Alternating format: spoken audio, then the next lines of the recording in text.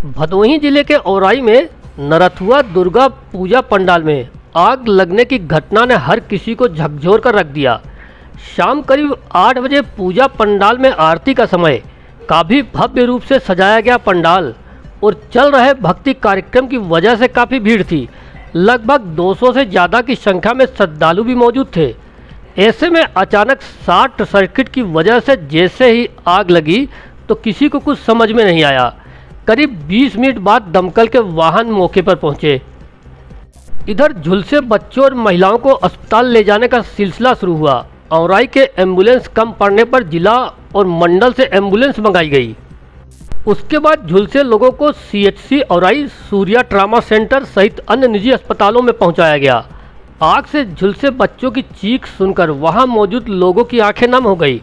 घटना के बाद DM गौरांगराटी, SP doctor Anil Kumar सहित पूरा पुलिस और प्रशासनिक अमला मौके पर पहुंच गया। शाम 8 बजे से रात 12 बजे तक अस्पतालों में अफरा तफरी की स्थिति बनी रही।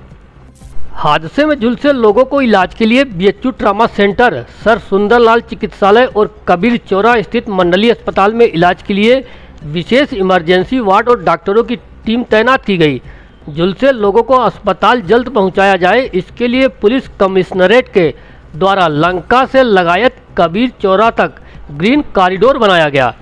वहीं घटना की जानकारी मिलने के बाद पुलिस आयुक्त A सतीश गणेश और जिला अधिकारी कौशल राज शर्मा अधिकारियों के साथ खुद BHU ट्रामा सेंटर पहुंच गए।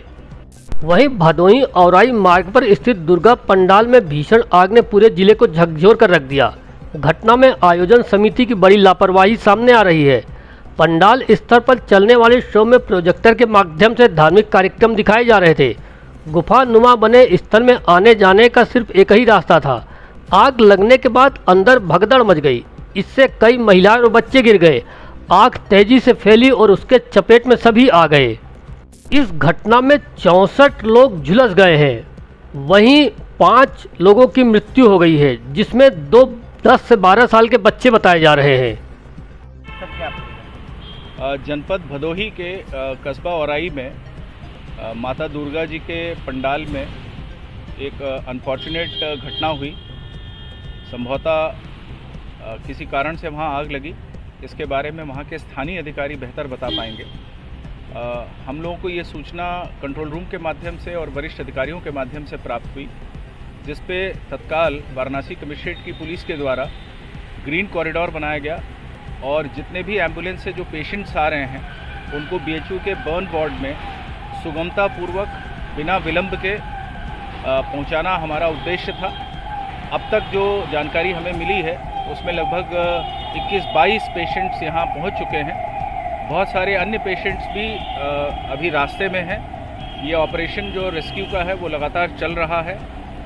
जिलाधिकारी से बात हो गई है।